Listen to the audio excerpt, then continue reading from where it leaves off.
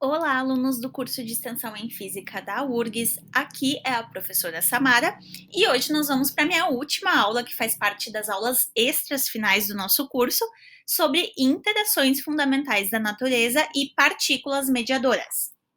O que nós veremos então nessa aula? Primeiro, vamos ver uma breve introdução sobre o que é força. Depois, nós vamos ver em maiores detalhes sobre cada uma das forças e suas partículas mediadoras, começando pela interação gravitacional. Em seguida, vamos ver a interação eletromagnética. Depois, interação fraca e a interação forte. Logo depois, nós veremos um pouco sobre o que é o campo e o bóson de Higgs. E por último, vamos falar sobre as teorias da unificação. Então, vamos começar relembrando o que é uma força. Bom, força é aquilo que provoca alteração no estado de movimento de um corpo, de um objeto, né? Então, ela vai ocorrer por meio da interação entre dois ou mais objetos, partículas ou sistemas.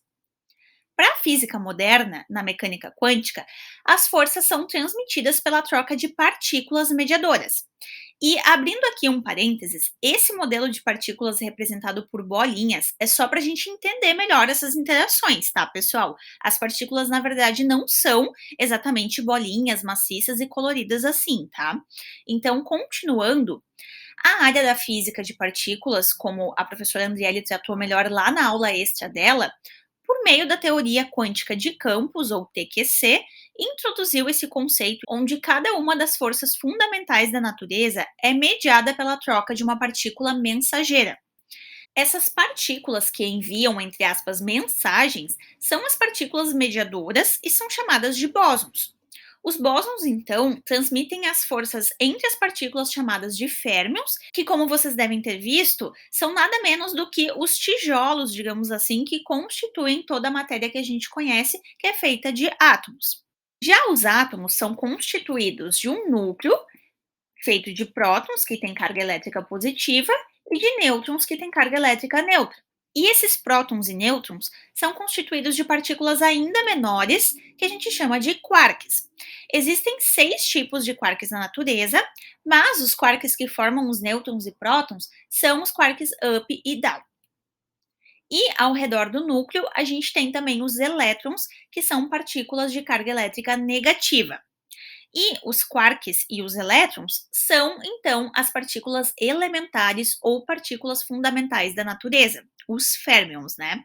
Então, os bósons, que a gente vai ver ao longo dessa aula, são as partículas que mediam as interações, as forças, né, que a gente também vai ver, entre esses férmions. Lembrando que, como a professora Andriele trouxe na aula dela, a matéria pode ser dividida em hadrons, como os prótons e os nêutrons, e leptons, como os elétrons. Vamos começar então vendo a interação ou força gravitacional. Bom, a interação gravitacional é uma força atrativa entre quaisquer corpos que possuam massa. E ela é a força que rege todos os movimentos dos corpos celestes do universo. Ela tem um alcance infinito, mas, como já vimos em outras aulas, a intensidade da força gravitacional é inversamente proporcional ao quadrado da distância. E ela é a força mais fraca de todas as forças que a gente vai ver e pode ser considerada desprezível para o estudo das partículas elementares. A interação gravitacional é dada classicamente pela lei da gravitação universal de Newton, que a gente vê melhor lá no nosso curso de extensão em Física 1, sobre fenômenos mecânicos e térmicos. E, atualmente, ela é descrita pela teoria da gravitação de Einstein, ou teoria da relatividade geral, que vocês podem ver em maiores detalhes na aula extra do professor Naman. O Einstein, ele foi indicado várias vezes ao Prêmio Nobel de Física pela teoria da relatividade, mas ele só ganhou o prêmio em 1922 pela descoberta do efeito fotoelétrico, que vocês podem ver melhor também lá na aula extra da professora Amanda. Hipoteticamente, o bóson que deve mediar a interação gravitacional é o graviton, que teria uma carga nula, uma massa nula e um spin 2, mas ele nunca foi observado experimentalmente até então. Vamos ver agora a interação eletromagnética. Bom, essa é a força que se dá entre duas partículas que possuem carga elétrica Q, como os prótons, que têm carga elétrica positiva, e os elétrons, que têm carga elétrica negativa. Então, essas partículas interagem por meio de uma força elétrica e, estando em movimento, elas também geram uma força magnética, né? Então, as forças elétrica e magnética nada mais são do que manifestações diferentes de uma mesma força, a força eletromagnética, que a gente tratou ao longo de quase todo esse nosso curso, né? Essa força é descrita na física moderna pela teoria eletrodinâmica quântica, ou QED, onde as partículas carregadas elas interagem por meio de uma troca de fótons. Então, a partícula mediadora da interação eletromagnética é esse bóson, o fóton. Por exemplo, a luz é uma onda eletromagnética, né, que a gente tratou nas nossas aulas de ótica. Ela nada mais é do que fótons. A luz é composta de fótons, que são pacotes de energia que mediam as interações eletromagnéticas da matéria. Esses fótons, eles não têm massa, eles têm um spin 1, como todos os outros bósons que são conhecidos, e eles não podem ser detectados porque eles são emitidos por uma partícula e logo em seguida, quase que instantaneamente, eles já são absorvidos por outra partícula.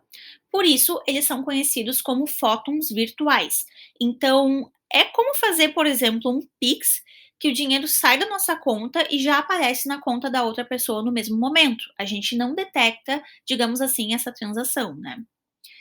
Os fótons virtuais, eles não vão obedecer às relações de energia-momento do Einstein, que regem toda a natureza que a gente conhece, né? E sim vão obedecer ao princípio da indeterminação ou princípio de incerteza de Heisenberg. Então, a lei de conservação de energia existe sim para os fótons, mas ela é preservada por esse princípio que diz que grandezas relacionadas entre si, como a quantidade de movimento e a posição das partículas, elas não podem ser medidas simultaneamente com exatidão. A gente só vai conseguir medir ou uma ou outra. Mas isso seria assunto a ser visto mais detalhadamente em outro momento, tá? Vamos ver agora a interação ou força fraca. As forças fracas, elas são aquelas que explicam os processos de decaimento radioativo, por exemplo, o decaimento beta. No decaimento beta, ocorre a emissão de uma partícula beta que vai ser resultado do rearranjo de um núcleo instável de um átomo radioativo de modo a tentar adquirir estabilidade. Então, ocorre um fenômeno no núcleo onde um nêutron se decompõe, originando três novas partículas: um elétron, que é a partícula beta, um neutrino e um próton, como a gente pode ver aqui nessa representação. A primeira teoria sobre a interação fraca foi apresentada pelo físico italiano Enrico Fermi em 1933 e, a partir dos anos 50, foi sendo aperfeiçoada por outros cientistas.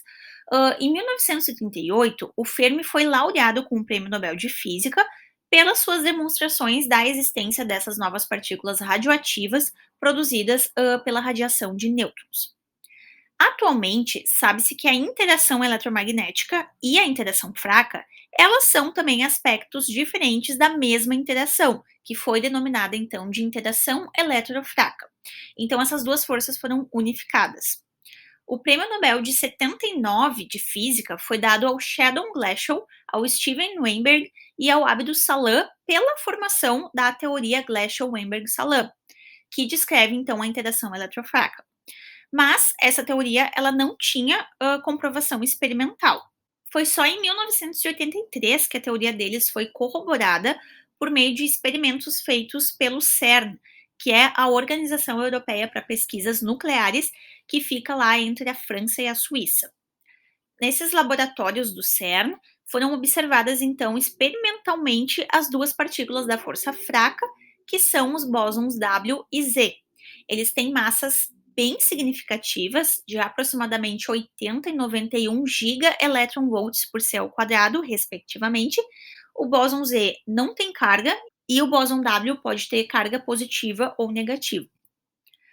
Carlo Rubbia e Simon van der Meer, eles receberam então o Prêmio Nobel de Física de 84 pela descoberta experimental da força eletrofraca.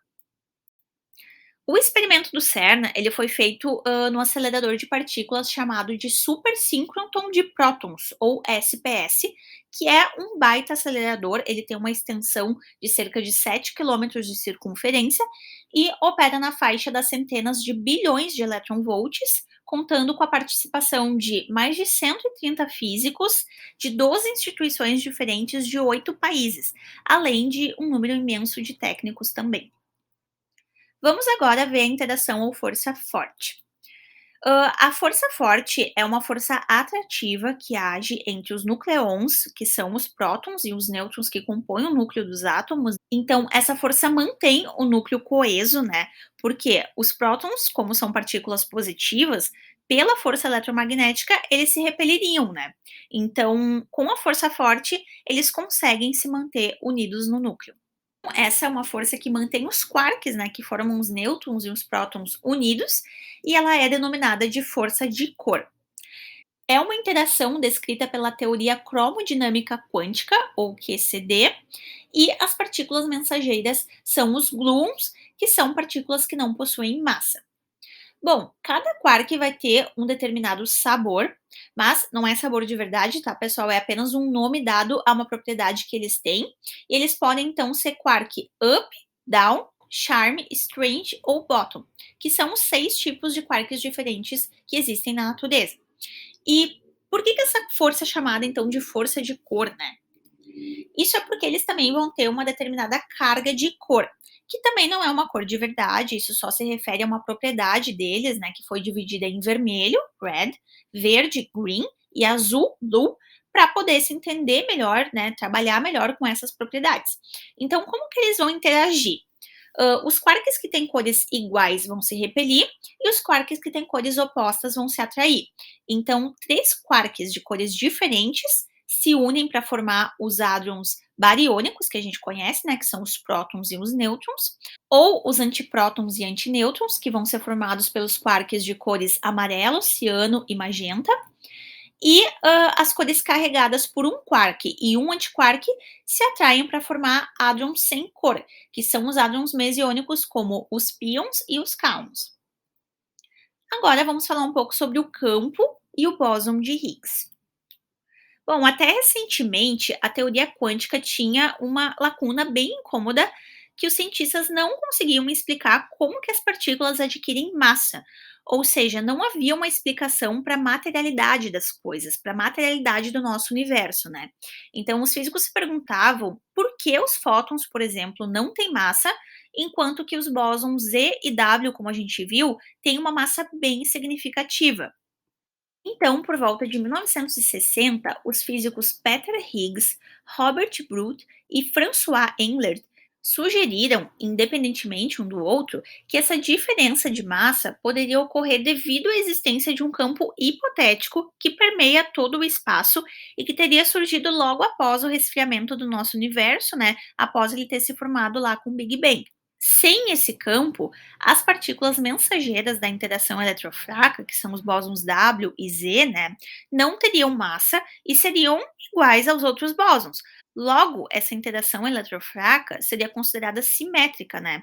Não teria essas manifestações diferentes, como a força elétrica, a força magnética e a força fraca que a gente consegue observar. Então, a teoria de Brute, Englert e Higgs, né, desses três físicos, demonstrou que esse campo hipotético, que foi denominado de campo de Higgs, quebraria essa simetria, produzindo então, além da partícula mensageira de massa zero, que é o fóton, as três partículas mensageiras com massas diferentes de zero, que são os bósons W positivo, W negativo e o bóson Z. Então, o quantum, né, a partícula que carrega energia pelo campo de Higgs, foi denominada de bóson de Higgs, que seria uma partícula elementar e seria responsável por atribuir massa às outras partículas. Essa partícula não foi encontrada experimentalmente por muito tempo, e aqui a gente tem um caso curioso, né? Porque o físico Leon Lederman tinha escrito um livro falando dessa partícula e chamando ela de a partícula maldita, ou em inglês, The Goddamn Particle, porque eles não conseguiam encontrar ela de jeito nenhum em nenhum experimento. Só que ao publicar o livro dele, os editores acharam que esse nome ia ficar muito ofensivo e disseram que seria mais bonito mudar para The God Particle, traduzido como a partícula de Deus. E foi assim que ela foi e ainda é bastante conhecida, né? Daí, em 2012, que os pesquisadores do CERN finalmente conseguiram detectar o bóson de Higgs com uma massa de aproximadamente 125 gigaelectronvolts por céu quadrado. E, em 2013, o Prêmio Nobel de Física foi atribuído ao Englert e ao Higgs pelos seus trabalhos, né, sobre o campo e o bóson de Higgs. Então, a explicação seria assim: tem esse campo representado pelas bolinhas brancas, né, que são os bósons de Higgs, e o fóton consegue passar por esse campo sem interagir com ele, porque ele tem uma alta energia e, portanto, ele não consegue ser detectado, não tem massa, né? Já os bósons W e Z, assim como os elétrons e os quarks, eles acabam interagindo com esse campo conforme a sua energia, que é mais baixa, né? Então, eles acabam experimentando uma certa resistência ao seu movimento ao passar por esse campo, o que acaba lhes conferindo massa. Agora, para finalizar, vamos falar um pouco sobre as teorias da unificação. Então, né, a unificação das leis que descrevem o mundo microscópico, que é dado pela física quântica, com o mundo macroscópico, que é dada pela cosmologia, vem sendo um dos maiores desafios da física teórica. Para descrever, por exemplo, os estágios iniciais da formação do universo, a gente precisaria de uma teoria quântica da gravitação, uma teoria unificada que ainda não existe, mas que tem sido objeto de muitas pesquisas. Então, atualmente, a gente conhece essas três forças que acabamos de ver: a força gravitacional, a força eletrofraca e a força forte. A força gravitacional é descrita pela teoria da relatividade geral, como a gente viu, e nos explica o mundo macroscópico, tudo aquilo que a gente consegue ver, né? E as forças forte e eletrofraca são descritas pela teoria quântica e nos explicam sobre o mundo microscópico, o mundo atômico e subatômico. Se a gente conseguisse unir as forças forte e eletrofraca, nós teríamos uma teoria da grande unificação, que explicaria então toda a física quântica do mundo microscópico, né? Já se a gente tivesse a unificação dessas três forças, unindo o mundo macroscópico da gravitação com o mundo microscópico da quântica, a gente teria uma teoria de tudo, uma teoria da superunificação ou ainda teoria quântica da gravitação. E aí agora eu vou mostrar para vocês, historicamente, como tem sido essa busca por uma teoria de tudo. Bom, como surgiu então a primeira candidata à teoria de tudo? Em 1968, o físico Gabriele Veneziano, durante seus estudos, descobriu uma função matemática, que ele chamou de função beta de Euler, que descrevia as propriedades dos hadrons, como os prótons e os nêutrons, né?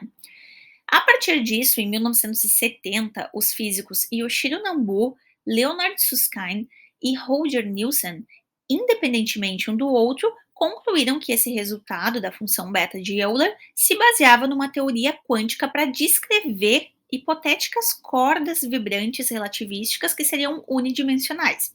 E foi assim que nasceu a primeira candidata à teoria de tudo, que é a teoria das cordas.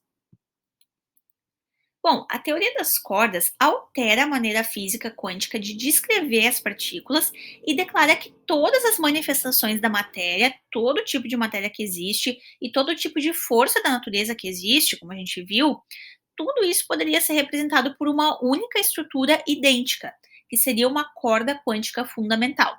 Essa corda mediria aproximadamente 10 na menos 33 centímetros. Para vocês terem uma noção, os quarks medem aproximadamente 10 na menos 13 centímetros. Então, essas cordas seriam menor que um quark.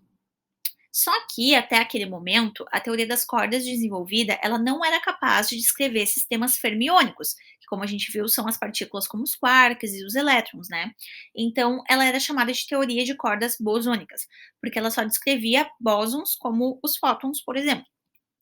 Daí, em 1971, o Pierre Raymond, o André Nevel e o John Schwartz, eles começaram a contemplar nos seus estudos tanto os férmions quanto os bósons.